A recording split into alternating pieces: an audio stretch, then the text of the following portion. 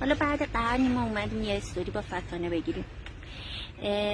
حالا که فتانه خودش با این نوک و تاج قشنگش برای شما پست گذاشت مجموعه ها رو، اینم بهتون بگم مجموعه نامتناهی هستن، هیچ انتهایی ندارن. شما هر مجموعی رو بگید فتانه یه دونه بیشترش رو میتونه بهتون بگه. و اینکه یه مجموعه هست به نام مجموعه مادر یا اعداد حقیقی که همه مجموعه ها رو شامل میشه. حالا بعد از اینکه اعداد گویا و اعداد گنگو هستم من بهتون گفتم، اونم بهتون میگم.